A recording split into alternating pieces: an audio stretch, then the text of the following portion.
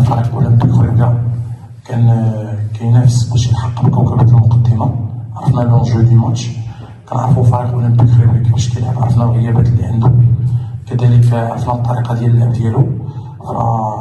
فريق اولمبيك خريبكا عرفنا ان كلشي قلب على المساحات خصوصا في الظهر ديال المدافعين ديالنا. ضغطنا ولكن ضغطنا بعقلانية وخلينا التوازن ديالنا الى ما استطعناش اننا ناخذوا لو بريسينغ او. مي اللعابه كانوا تري راسيونيل، خداو الكواري، خدينا لو دوزيام بالون، تحكمنا في مقابلات، تحكمنا في الجوله الاولى.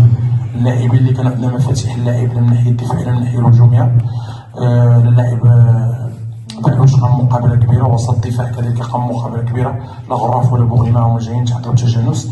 اللعب ديالنا فاسوق كذلك كانوا عقلانيين خصوصا في الانتقال من الجانب الهجومي للجانب الدفاعي. بعوش لعب مصاب ولكن قدم مقابله كبيره ممكن ان نحييه. بوعبيد اول مقابله ديالو بحالكم مراكش من البدايه، لاعب روحي اللي كنا تايخين في الامكانيات ديالو. عطى البلاء الحسن مرشاد كذلك، مومودو قلب الهجوم اللي عطى كذلك الشركاتي الفونتي لعب بالاصابه. اللاعبين اللي دخلوا عطاو البلاء الحسن، وهنا كما كنقولوا انه الحمد لله الانتدابات اللي قمنا بها فهي اليوم وجدات وكملات اللي بداو الاخوان ديالهم في الشوط الاول من هاد البطوله هذه، وعطاو داكشي اللي كان منتظر منهم، وما ساهلش باش تاخذ 3 نقاط في فاس.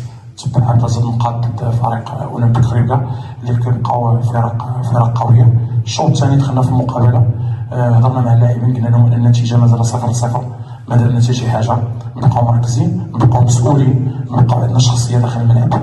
وعرفنا انه فريق اولمبيك خريبكا غادي يحاول يدخل لاعبين خصوصا من مهاجمين اللي كنعرفوا البروفيل ديالهم. فدزنا لواحد الخطه ديال 25 دقيقه، عندنا فليكسيبيليتي تاكتيك لان عندنا لاعبين دي ديفيرون بروفيل، وهذا الامر اللي خديناه حنا المكتب مسير باش ناخذوا دي جوار اللي عطونا الفليكسيبيليتي تاكتيك. كما شفتوا دزنا من 4-3-3 ب 4-2-3-1 و 4-3-3 من الناحيه الهجوميه، دزنا 4-3-3 ابلا باش ما نخليوش داك المساحه اللي كان تيقلب عليها فريق اولمبيك خريبكا خصوصا الثنائيات بين الطاير الايسر والطاير الايمن.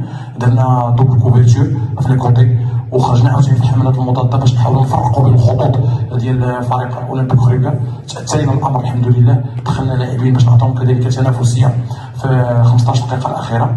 الفريق باكمله 20 لاعب اللي كانت، ولا حتى اللاعبين اللي ما تكونفوكاوش اليوم فهما ساهموا في هاد 3 ديال النقاط، لانه ما يمكنش 11 اللي كيديروا كلشي، فكنطلب من العائله كامله اللي كدير كلشي ولا نجحات اليوم 3 نقاط ضد خريبكا، فهو بفضل جميع اللاعبين بما فيهم لاعبي فريق الامل اللي كيجيو معنا للتدريب.